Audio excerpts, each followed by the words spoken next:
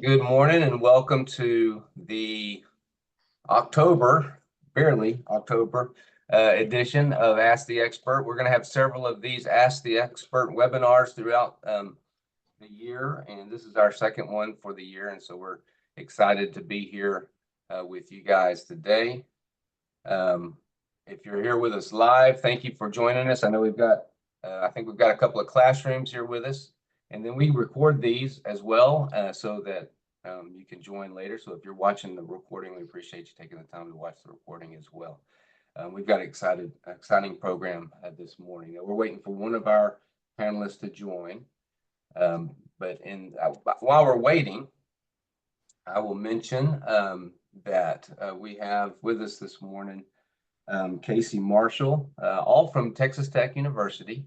Casey Marshall and Sergio Bustamante, and then Andrew Buchak, is that right? Buchak, yeah.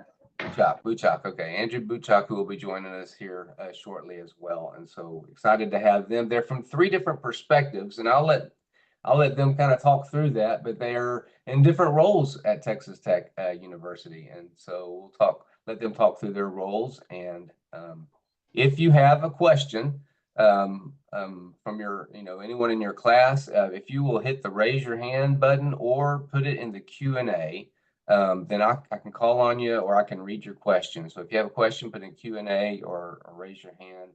And I don't think the chat will carry over to our side. It might, but I know the Q&A works. So, okay.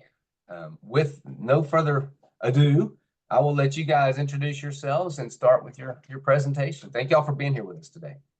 Thank y'all so much for having us. I apologize in advance. I'm getting over a cold, so I sound a little funny today, but we're excited to join y'all from the Renewable Energy Program here at Texas Tech. I am Casey Marshall. I'll be talking to y'all a bit about careers that you can get with the degrees that we offer here. They're not what you typically perhaps think of when you think of renewable energy careers. We'll also have the perspective of Andrew Buchak, who's one of our faculty here. He also went through this program way back in the day, so he can give you some different perspectives there and kind of talk about what the industry looks like from his side. And then Sergio will end our presentation. He is a current student, our collegiate wind team lead, and the president of the Renewable Energy Student Association here at Texas Tech. During our presentation, we'll go over a little bit more about ourselves, so I will let Sergio and Andrew talk about themselves a little more when we get to their portion, but we're going to go ahead and get started on the slides. Okay, I think I mentioned a little bit about me. My background is actually counseling. I did not intend to have any sort of role in the renewable energy industry. But I came to this kind of from a career counseling perspective. I advise a lot of our students. I've been here since 2013.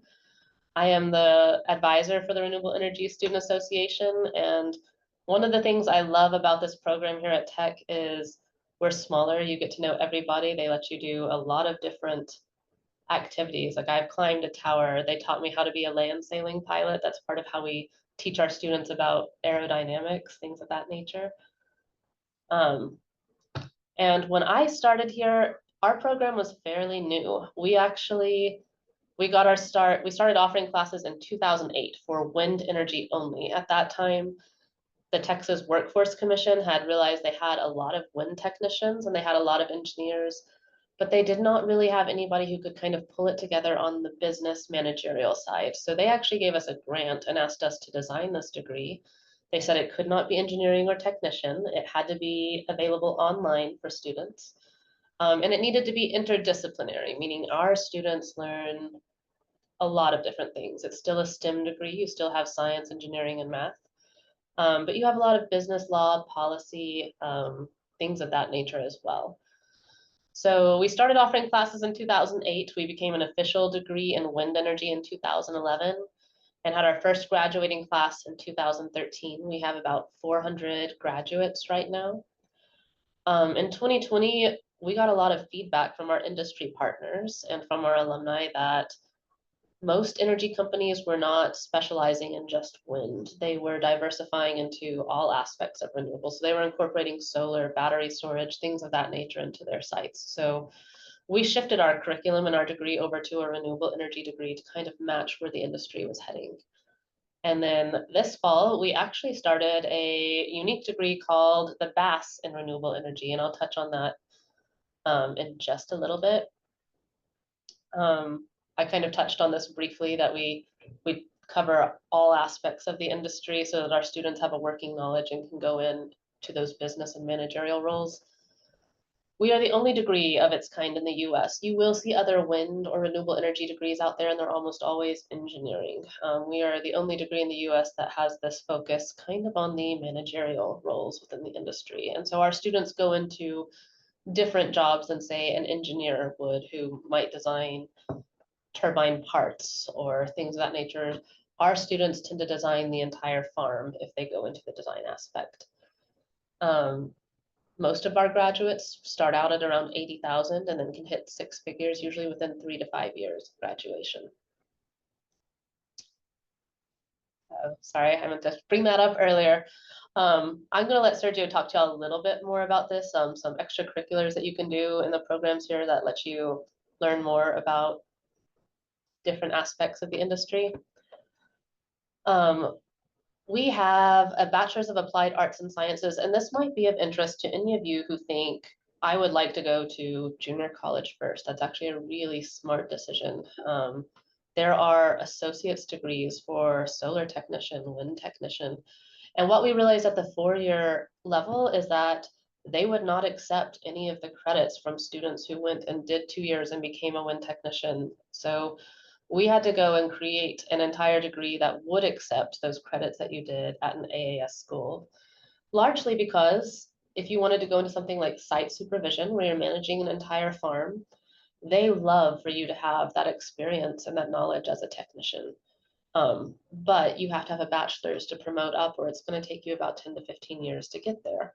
Our students promote up with a bachelor's in about 3 years. And so this BAS degree lets you do your 2 years and get your AAS degree in a renewable energy technology, and then come to tech and finish out 2 years, and you don't lose all the experience and all the credit that you've already gained from a junior college. It makes it a lot more affordable. It's also fully online, so that if you are working as a technician and want to keep pursuing your education, that's an option for you. A question I get a lot from students and parents is, are there going to be jobs? And that is not something that we are really worried about for renewable energy. Right now, there's just over 8 million jobs in renewable energy, and they span everything: your STEM, engineering, your business, your policymakers, even social media, things that you would not usually think of when you think about renewable energy. There's a lot of opportunity here. Casey, I'm going to ask you, with that many jobs out there, is there a job gap between the amount of jobs that are available and the amount of folks who are coming out of colleges qualified for those jobs? Yes. So actually, for renewable energy, it's one of the fastest growing job demand areas in the US right now. They are having trouble filling all of those roles. And so jobs for us, specifically in our program, we have about an 85% job placement rate directly post-graduation. Another 10% go on and get a master's program, and then we have about 5% who choose to pursue other options. But yeah, there is a lot of availability in the job sector for renewable energy right now. And it's going to continue to be that way. Governments are trying to diversify their energy portfolios, and a big part of that is growing renewable energy. And in order to do that, we have to be able to meet workforce demand. And so part of our goal here at Tech is to educate and help build leaders who can meet that demand. Something that you might be wondering with our degrees, since they are a little different than your traditional degrees, is what do our students do? And I picked out 5 career paths. These are probably the most popular career paths that our students take. Because we are an interdisciplinary degree, you can go into a lot of different areas. I have people working in the utility sector. I have people doing GIS for city planning. You have a lot of options, but what I've noticed over the past 10 years is this is where a lot of our students really enjoy working. So I went ahead and kind of gave you an idea here of what your earning potential could be. I would say the bulk of my students like project development. We have a lot who go into site supervision, and that's probably closer to your senior level for site supervisions, around 90 to 100,000. But this gives you an idea of what the difference would be. Say, if you started as a technician, you're probably starting somewhere between 45 to 60,000, and then your goal there would be trying to hit a senior level of around 90,000. And so those are just some differences that you might see in earning potential over the years. Some of these titles might not mean much to you. Project developers, these are the people who go in and lead a team to design farms. They decide where you're going to place each solar panel or each wind turbine. Your project managers sometimes work closely with project developers. I like to think of these people as the ones who get the jobs done. They make sure everyone on the team is performing what they need, that your GIS specialist has looked at the land and determined resources and seen where you need to place things. They make sure everything's meeting deadlines, that you have everyone on the team has what they need to push a job through. Resource analysts, they tend to work pretty closely with GIS specialists also, and looking at how much solar, how much wind, what you have in that area. Field engineer, we have students that like to go, they don't want to work at a desk, and that's great. They want to be actually out in the field. So they are more on the construction side. They are boots on the ground, leading a team to get everything built, to make sure everything is running. You also have some titles here like safety engineer, who obviously would be concerned with safety on sites or things of that nature. There's just a lot of job potential. You all feel free to jump in and ask questions at any time. We're not bothered by any interruptions there. One thing I wanted to leave y'all with today, in our program, all of our students have to either do an internship abroad, or sorry, a study abroad, or they have to do an internship with a company. And a lot of questions I get is, where do I find out about jobs in the industry? This renewable energy career map that the Department of Energy put up is very thorough. It can show you, kind of map out for you what you need to do to get to a senior level position in the industry. Wind energy jobs, we still have a big wind influence in our program. So this one is all wind specific jobs. It's a job board where they post different jobs in the industry. And then if you want something that's broader than that, not just wind, green sustainable jobs, this job board is unique in that maybe you want to be somebody who is an advocate or in policy, maybe you're a social media manager. It's not just your STEM jobs, it's all types of jobs that are in the renewable energy industry that you can look at. And then if y'all want to learn more about our program, what we're doing, feel free to follow us, any of our socials and our website. You can reach out to any of us for information at any time. We're always excited to talk about what we're doing here. And I'm going to kick it over to Andrew to talk to y'all a little bit about what we teach and his experience in the program. He's joining on a call today, so y'all might not see his picture, but Andrew, just let me know when you want me to swap slides for you.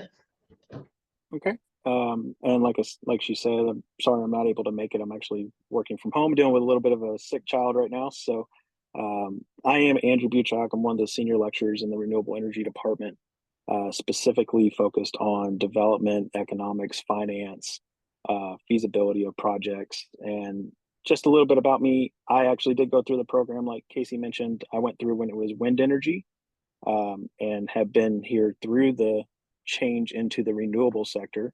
Joined the faculty in 2016 after earning my MBA at Texas Tech, and then a couple graduate certificates from outside influences like DNVGL, GE, the Rawls College of Business, all certifying the managerial, technical, and the data acquisition tracks related to the field that we teach. You can be my Vanna White next. And like Casey says, there's always something going on, and I always like to use quotes of, a transition to clean energy is about making an investment in our future. A lot of people wonder what's the purpose, what's the point.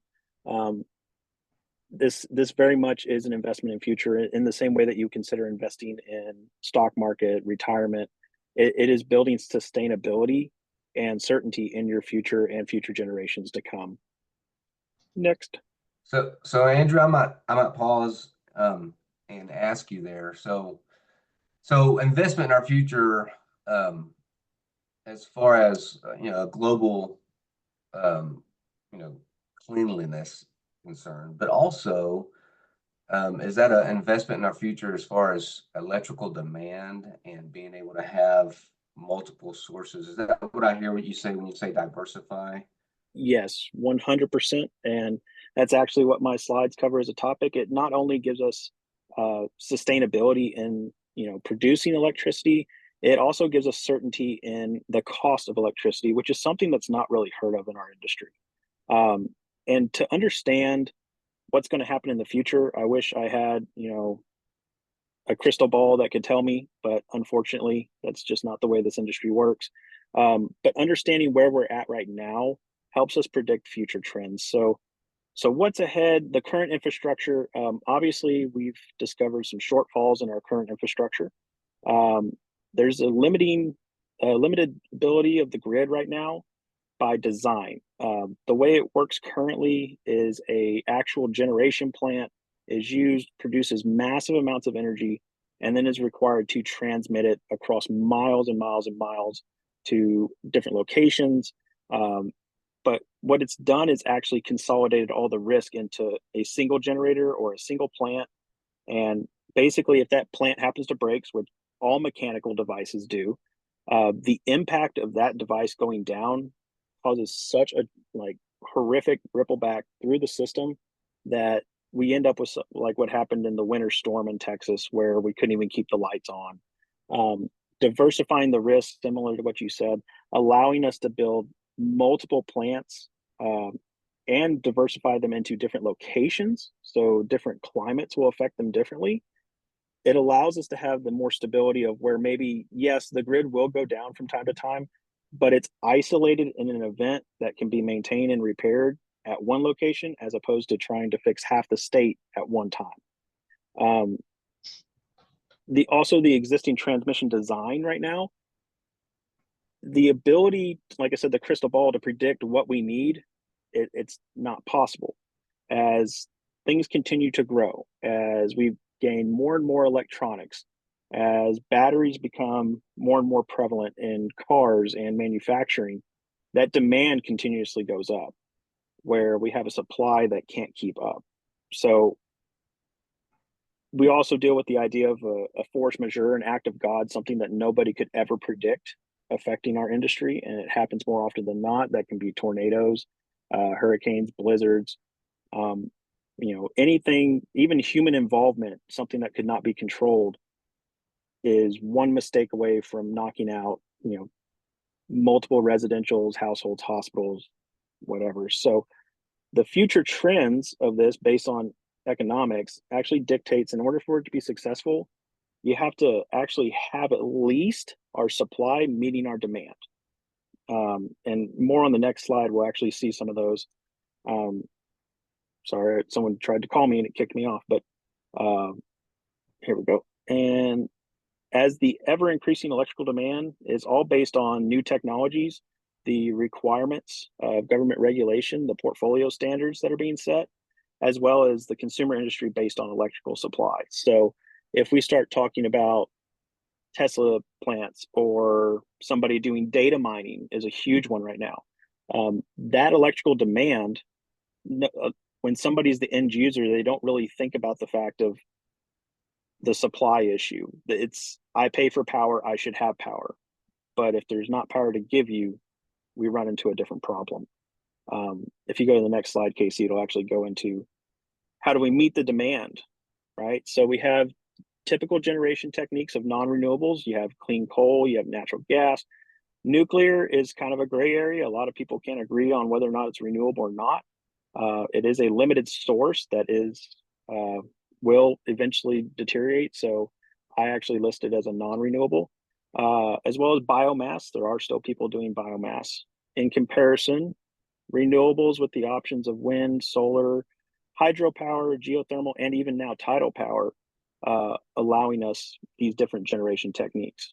Now, there is nothing ever gained without an expense. That's the first thing to understand. That non-renewables are more known for this because obviously they've been around longer.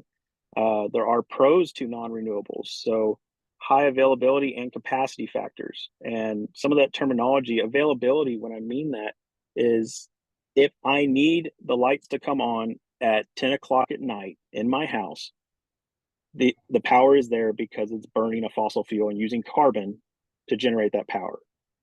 Also, high capacity factor means it is available to run 99, 95% of the time, in comparison to a renewable where you might not have the wind blowing, it might be night, the sun's not up, there might not be currents happening to cause tidal power, or you might be running low on water, similar to like what's happening at the Hoover Dam right now, to where that is not available, or dispatchable is what they refer to it as.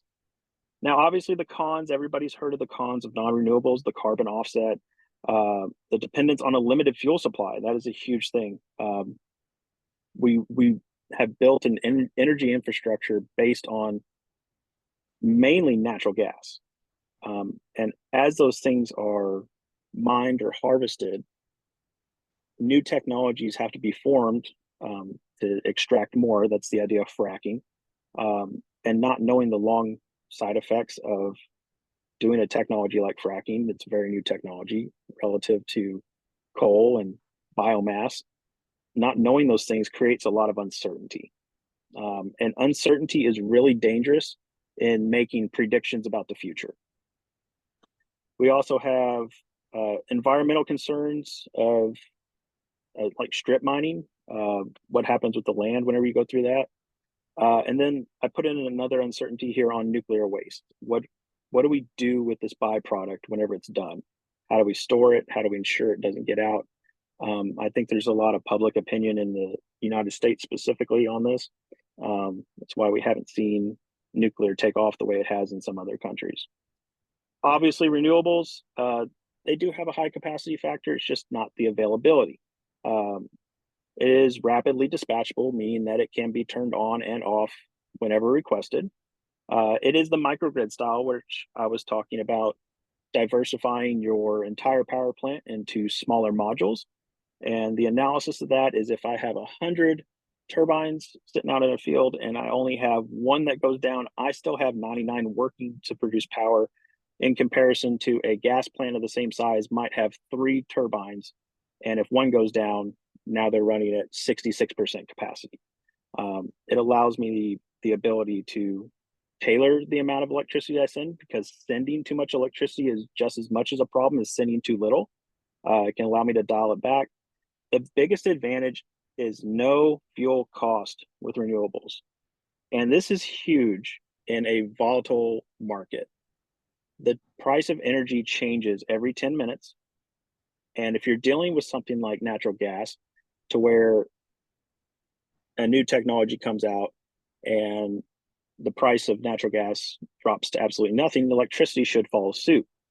If the price of natural gas goes to $9 per MMBTU, which is what happened in 2008, the electricity prices soar. And that's what really leads to the supply demand examples that I have coming up on the next couple of slides. So go ahead and go to the next one. So energy industry, specifically electricity, is really interesting because the way economics tells you is you have a supply curve that we're seeing there in blue. We have a demand curve that you see in red, and where those curves cross is known as a marginal cost, or a value that people are willing to pay. In theory, what you expect is if demand goes up, people can charge more for something. If supply goes down, that makes a rarity, you can charge more for something. This industry is really weird in the fact that the demand is going up based on the electrical demands of electric vehicles, bit mining, whatever it might be. The supply is going up. We are building new plants, but the price is still increasing at the same time. So all three things are actually happening. What that tells us is that our supply is not meeting our demand. We are falling behind. You can continuously build, and as we produce more and more electricity, consumers will find a way to utilize it right then and there and make future plans on how to use more. So, how do we fix this? We have to increase supply to actually exceed the demand to stop the rising cost. We have to lower the cost of generation techniques, and that has to come through innovation. As technologies are around longer, there's actually a theory that says every 7 years, a technology should double in its ability or go half in price. Um, and we are relatively new renewables compared to other generation types. So there's only room for improvement the further we go. And actually, next slide, Casey. We can see in this chart right here, this is actually comparisons of cost of energy from 2010 to 2023. That PV and solar being the two biggest, we're seeing 88% cost reduction and 68% cost reduction relative to those two industries. Concentrated solar has dropped, but is still astronomically too expensive. And offshore wind is a very new market to the United States in general. The main reason being that we have so much land available that we haven't really gone offshore yet. And that's really the main basis of this, is lowering the cost of the electricity to produce it, getting a technology that doesn't require fuel, so we can actually make a prediction into the future and say, this device will run 20 years. So now I know how much it's going to cost me to produce for the next 20 years. We create a lot of stability in the markets. Now, the renewable solution is rapidly constructible. Like I said, with the modular design, you can go out and build a solar farm or a wind farm, and the entire project doesn't have to be completed to turn it on. You have to complete a circuit to turn on. So it can ramp up its production as towers are put up, as solar panels are connected to inverters, in a very modular aspect of, okay, here's phase one, phase two, phase three, so on and so forth. The no fuel cost, again, I put it in all bold, and that's, I mean, that is the driving force of renewables, that there is no fuel cost. Continued optimization to increase efficiency and lower cost. That just basically allows us the ability to lower the cost to actually produce per watt. If we look at, in comparison, a non-renewable, there was a huge push from an environmental aspect of, we need to increase the efficiency or decrease the emissions of these plants. Every time we add that kind of technology, it drives the cost up. It creates a more complicated infrastructure. Renewables, obviously, starting off with no carbon footprint related to the generation, automatically circumvents that entire aspect. There's no EPA regulation coming in telling us that we need to carbon capture and secondary capture our gas plant or coal plant for the purposes of generation. So the biggest thing with renewables is it is young compared to traditional generation types. But what's really cool about being in the academic side where I'm at is I get to constantly see research and proposals of all these new technologies and using renewables to generate something else. Specifically water, that's becoming a huge concern now, using it to pump water and desalinate it. Huge concerns, huge improvements. And looking at the trends, it continuously goes up. The demand for renewables continuously goes up based on public perspective and want. And then we also deal with the idea of trying to integrate into an existing electrical system and kind of play nice with everybody. That's probably the biggest problem that we have right now, is called a Q mix or a quality mix of sources. How do we get those things to work together? Because a lot of people assume if you put up a solar plant or this, or, dam up a river, that this natural gas plant here is getting shut off. There is not enough supply to meet the demand. This is simply meeting the demand of the industry. Go next. While you transition the slides, Andrew, I might just mention a couple of things. One is, rural kids typically know that milk comes from a cow and beef comes from a cow, but sometimes if you ask city kids, they think, well, milk comes from the grocery store and hamburger meat comes from the grocery store. I don't know Right. that any of our kids understand that electricity has to come from someplace. I mean, some do, but I don't think they realize that electricity comes from someplace. It's not just there, and that it is limited. There's a limited supply of it, and then the demand is increasing all the time. So I appreciate you pointing those things out. And then on the slide that's up there right now, and the things you've been talking about, any students who would be, who are interested in wind technology or solar or energy generation and all those things, but also interested in business and economics, there's a place for you right here when you look at this kind of stuff. That is a business economics part of the wind or energy generation in general. And so I just want to stop and mention those couple of things. And Casey mentioned this earlier. Our degree is so multidisciplinary that I wouldn't market you to go work in oil and gas, but technically what you're doing is still producing energy. If you understood the market, though, you can work in the market. Our students are not limited to, being a site manager on just a wind plant in Texas. It's, you could really go to anything that's actually electrical generation, as long as you understand the terminology and you understand the industry as a whole. So next. So we can't solve our problems with the same thinking we used to create them, said by Albert Einstein, right? So you do the same thing over and over again, expecting different results is the definition of insanity. Okay, next. How do we fix this? Creating a skilled workforce to meet the demand. And like Casey said, there's over 8 million jobs. The Texas Workforce Commission really wanted this program to take off because there was that gap between a skilled trade that could actually complete the task that was assigned. Now, Texas Tech has done a really good job at this. We basically base all our classes on industry feedback more than anything. What does the industry need? And that's what relates to the such high placement, the 85%, including the ones that go on to grad school, the 10%. Now, our coursework actually includes so many things, but the ones I wanted to hit on is like energy markets, the market analysis, similar to what I was just talking about. Where does the electricity come from? How is it produced? How is it transmitted? And how is it consumed? Analytical planning and troubleshooting, using machine learning to actually create solutions and make future predictions. Development and operations classes. How do you physically sit here and go through the actual land lease agreements, the policies and procedures, looking up at all the regulations, all the permits to pull to make a project happen. Optimization and continuous improvement. That is a huge deal that after the site is actually built, it's not done. It's not self-sustaining. It is something that is maintained. There's a workforce associated with keeping it running.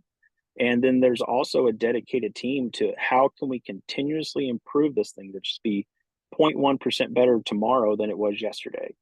And that little improvement is always driving us to new ideas, new innovations, new technologies, new techniques. We also have additive engineering. How do we fix mistakes that may have happened without redesigning the entire thing? Right? How do we do this fix on a fly that's not a band-aid, but an actual fix? Software and data acquisition. How do we take data that may be unrepresentative and find a way to relate it or synthesize data or create data to be more representative? I said it earlier, if you reduce uncertainty, you create more stability.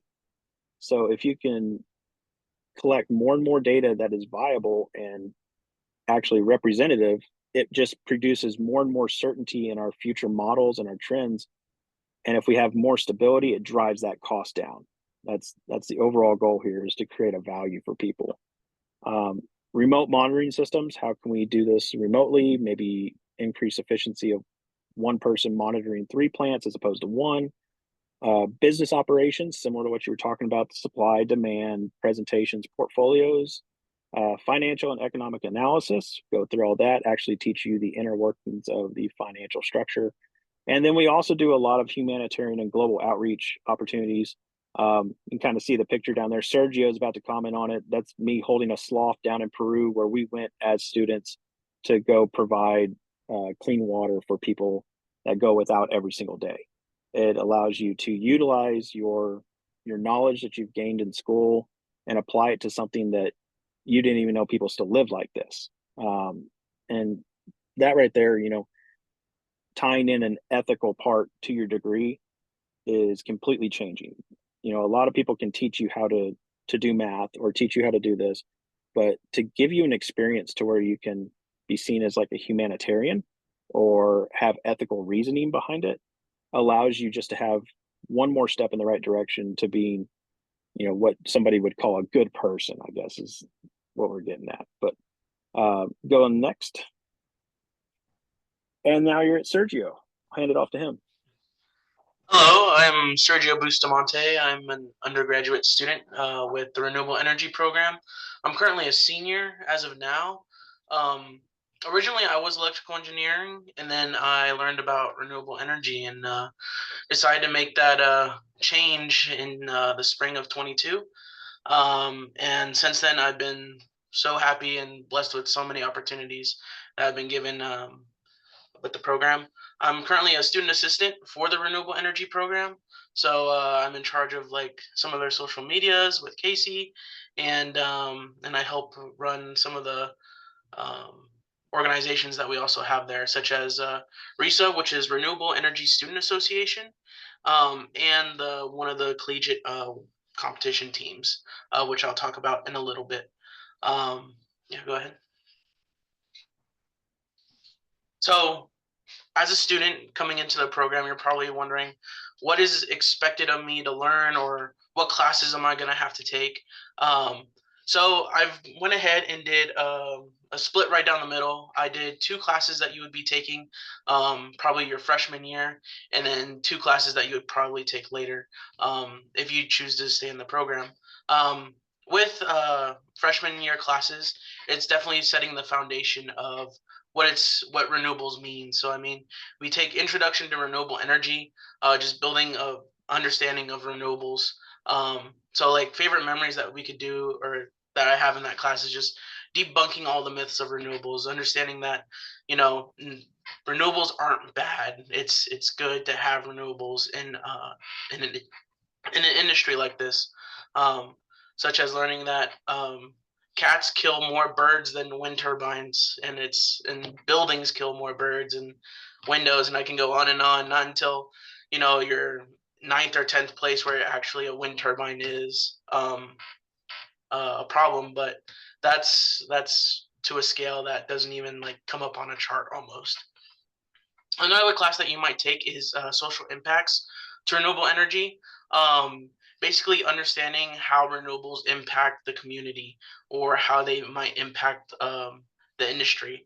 So whenever it comes to propose either a solar site or a wind farm, sometimes a lot of communities hold town hall meetings, which a company will come in, propose a site, and then all of the community has a chance to ask questions or state their own opinions on how this might affect them.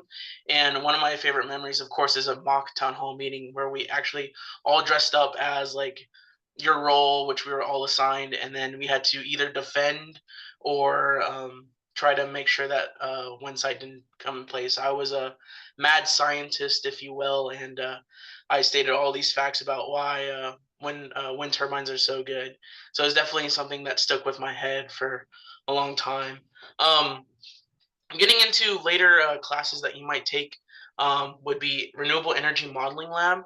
So would be like understanding all the circuitry within renewables, and also lays kind of a foundation of what the circuits look like. So one of the things that we did in that class was building an emergency e-stop that actually mimics what they have on wind turbines. Whenever so a problem were to occur on a wind turbine, sometimes you might have to go into emergency e-stop and actually stop the whole turbine from producing power. And so we actually got to build an e-brake or e-stop and actually see what it looks like on a smaller scale. So it definitely, everything that you do in the class definitely has impacts onto what you will be doing out in the field if you choose to go in that direction. Another class that I'm taking right now is renewable energy and grid integration, which is basically an in-depth lecture about basically how the grid works and how renewable energy can integrate into that grid. I'm still figuring it out. It's one of our harder classes, and I'm definitely having a lot of fun understanding definitely how this affects our renewables in the real world. So these are a few classes that you might take going down the renewable energy program, and it definitely it definitely adapts to like Casey and Andrew said. We have a lot of feedback from industry, and in doing so, it definitely helps the classes. We get to see more of what the industry is doing, and we get to implement that into our classes. You can go to the next slide, please. So other opportunities that the program may provide for us are definitely out there. I mean, we have tons. I would like to just go ahead and get this out of the way, but our class to student or teacher or lecturer to student ratio is very like you're in a small group almost. Like it definitely becomes a more personal experience as a pair compared to those other classes that you may take in other programs, where it's like for every 300 students there's like one teacher or something. Here it's definitely a lot smaller, which allows you to get more personal, allow you to like create just a deeper connection almost. um, and in doing so, that connection can help take you a long way. I mean, your professors get to know you, and then you get to talk to them like they're human beings too. So I mean, we definitely have to use them for resources, but it definitely connects a deeper connection with them. So, what opportunities that the Renewable Energy Program does offer? We actually have RESA, which is our Renewable Energy Student Association. It's open to all majors. Um, this gives them access to like all the info sessions that we might partner with the Renewable Energy Program. So companies may come in and give us like introduction of what they do, and then they might actually take people from our club and put them into whether that be internships or actually take them to a job. And in the picture down here, this is actually one of the companies that came by. It's called McCarthy, and they held an info session for us, and we took a big picture, and they gave us their big spill about renewables and how they would want us into their industry. Another thing that we do offer is tutoring. I've done a few tutoring sessions with some people in the program, especially our freshmen and sophomores. They definitely want to see what it's like to be like a senior or a junior in the program, and seeing what classes they might have to take, and then also they just ask for help with their classes that they are currently taking. We also do access. This also proves to be a gateway to our competitive teams. We actually have two competitive teams. We have a Texan wind team, which is the wind side, and we have the Hydro Raiders, which is the hydropower side. These teams are pretty. I encourage the teams. I encourage people to join the teams because not only does it help with their overall success, but with their academics, as most of the people that are in these teams have a higher success rate than those who have not taken part of the team. But what do these teams look like? So these teams are actually broken down into different categories or smaller sub teams. For the win team, we have like connections, which is like focused on your networking, community engagement, and overall cataloging the team. This would be doing social media posts or just taking pictures, making sure that everything is updated. And then we have development, which is like actually bringing a proposed project to life. So we as students are given a area in all of the United States, whether that be onshore or offshore. Recently, it's just been offshore. And they're telling us, go build a wind turbine or go build a wind farm out there. So we as students have to go out, gather data, gather all this information, and actually make a project. And these projects that we make from all the colleges are then taken and proposed to other industries. So the work that we do in development is definitely something that the industries use on their scale. So it's a lot of work, but it's a lot of fun as well. Prototype is like, think about your engineering focus. These are people that like go out and actually build the parts, because we actually build a smaller wind turbine there in the club. So we have, this year it's going to be a floating foundation turbine. So we have to build a foundation that will actually float on water and not sink whenever wind is actually put into the tunnel. So it's definitely a cool new thing that they have introduced for us this year, and it's definitely a lot of fun trying to figure it out. There's also the hydro team, the hydro raiders.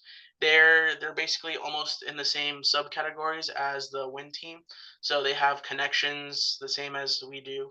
The new thing that they added is cybersecurity. Cybersecurity is definitely a new thing coming up in renewables. You know, trying to make sure that um, our grid is secure, because once when someone takes out the grid, I mean, then that can cause catastrophe. So cybersecurity is definitely a new thing. It's a new and upcoming thing as well for the industry. So definitely very important there. Prototype, just like ours, they have to design basically like a small portion of a hydro dam, whether that be the turbines that sit inside. And then they also have siting and design, which is also just like development. They have to go propose a dam that they have to go out and build. So these are definitely a lot of opportunities that the program provides that can not only help you be successful, but also helps you like in the class as well. Sergio, as you transition slides there, I just want to make a connection. I know that we've got some Floyd Ada kids watching this morning, and they went to the World Kid Win Challenge the last 2 years. And when I know you guys have been there as well, and so just to put out on here for them and for anybody watching the recording, if you're involved in Kid Win and go to the World Challenge, you'll get to see these collegiate teams compete there as well. So some of the people that come up to me, you know, mostly freshmen, ask me, Sergio, how do you do it? You know, like, you're involved in all this stuff, you make good grades, you know. These are the three things I tell them.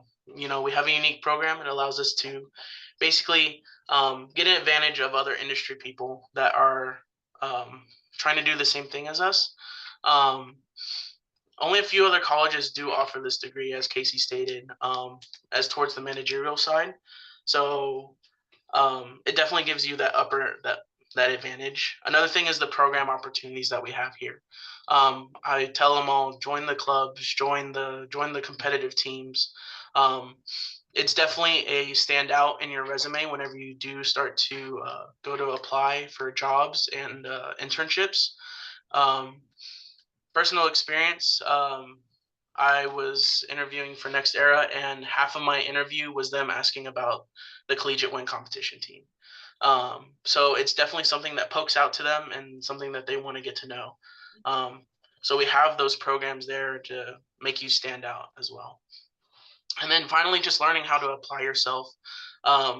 It is a new industry, and that means that there is so much to learn and so much that you can improve on as yourself too.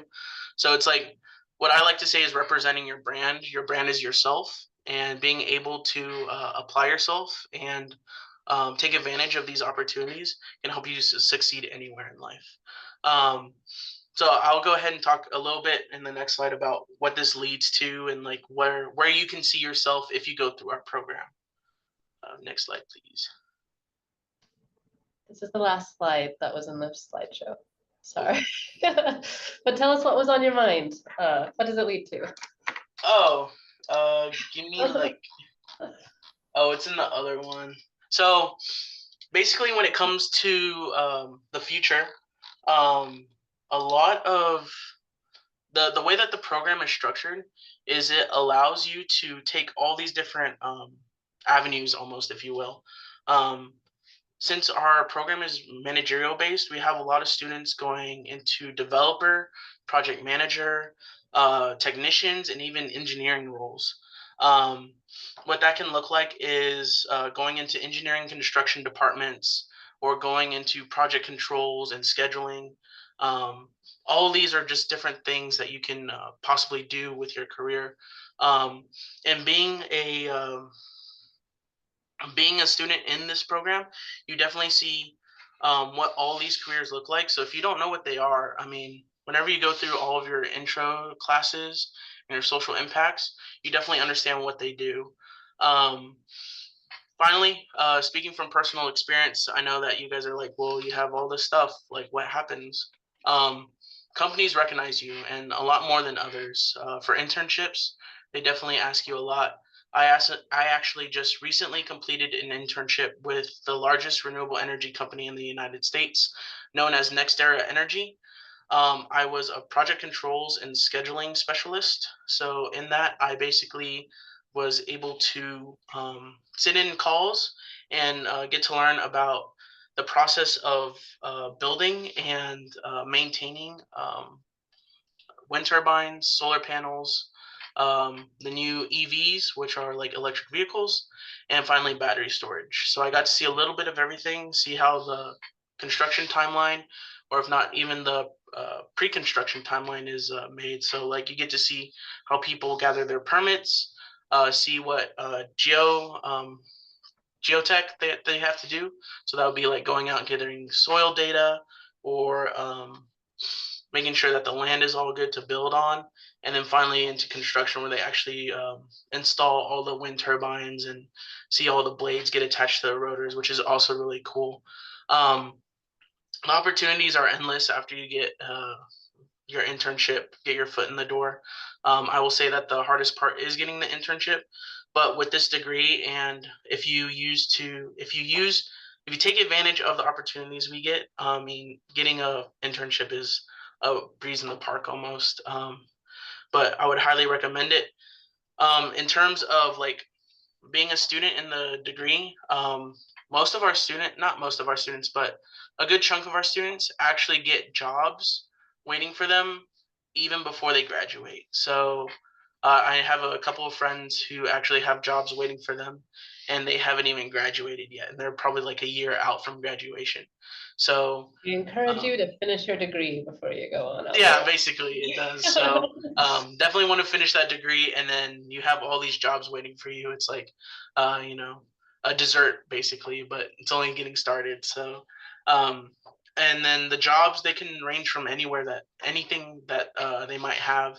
So I actually have 2 jobs waiting for me outside of college after I finish college at least. So I have a job with McCarthy. I'll be a project engineer. And then I also have a job with NextEra Energy, which is going to be a project controls and scheduling expert. So they're both in different fields. One is going to be in an office job, another one's going to be on site. And it definitely shows how like the renewable energy program like the opportunities that they can give you. It's not just limited to just only an office job or only a on-field job. It definitely shows you like, hey, once when you have this degree or this once when you have this degree with all these different opportunities, you can definitely pick and choose what jobs you want. You're not limited to just one job. So um, those are the things that I had on mind. But other than that, thank you. Sorry we took so much time, but we'll take a few questions if y'all have any. Absolutely. If you have a question out there, if you'll put that in the Q&A or raise your hand, I'm watching for that. And in the meantime, I've got a question or two. Sergio, you mentioned you changed majors. What made you make that change? What was it that interested you? So originally I was an electrical engineer. I had gone through the courses. I was pretty excited. I wanted to be an engineer in my entire life. I finally went to a majors and minors fair one of my freshman year, and I saw renewable energy, and I was like, I would just want to give it a listen, you know. Um, the main things that stuck out to me were definitely the job opportunities and how the industry is projected to grow. The jobs that are there for renewables is like blown out of the water. I mean, there's so much demand for someone who is specialized in renewables that it's just, why wouldn't you? It's like holding I guess like a carrot in front of a pig almost. Like they're there. It's why wouldn't you? But the job outlook there is also crazy. I mean, it's like expected to grow by like almost 50% in the next couple of years. So the jobs are there. I mean, getting paid is not even a question to be asking. I mean, the pay is pretty good, especially with our managerial degree. You're looking at being those manager positions and making pretty close to six figures right when you get out of college. So definitely caught my eye when it come to jobs and pay, but just also being knowing that you're going to change the world for a better place, you know, ensuring that we go to a more green energy resource. So those three definitely. Thank you for that answer. I appreciate that. Mm-hmm. Our classroom doesn't have any questions, but except for, will the slide deck be made available to them? Is that possible? Yeah, I can send that to you, Okay. Andy. Yeah, if you'll push that to me, then I'll push it out when we send the recording. That way others can have it too. Okay, I got a question for you, Casey, on what about international opportunities for employment? We've got about 4 minutes left, so. Yes, okay. So those are definitely available. I've had grads work in Russia, South America, China. They're definitely out there. I will say for my students who are interested in that, foreign language, I know that's not always a fun set of classes, but it can open a lot of doors for you. There are a lot of countries overseas that are more advanced than we are in renewables, and there's a lot to be learned from them. And that's part of the reason why we encourage students to do an internship or a study abroad experience, because renewable energy is an international industry. So we definitely want to open those doors for our students as well. There's so much to be learned from people overseas and all around us. So. Well, thank you, all three of you, Andrew, Sergio, and Casey, for joining us. I really appreciate your time and your preparation for this today. I know that the students who are going to be watching, who have watched it, who are going to be watching it, will appreciate it as well and get a lot out of it. So thank you to everyone who's joined us for this month's Ask the Expert. We'll meet you again here now. Just let me public service announcement. We do have National Apprenticeship Week where we're going to have we'll be pushing out some ads on that or ways to connect for National Apprenticeship Week. So we'll have some other things similar to this.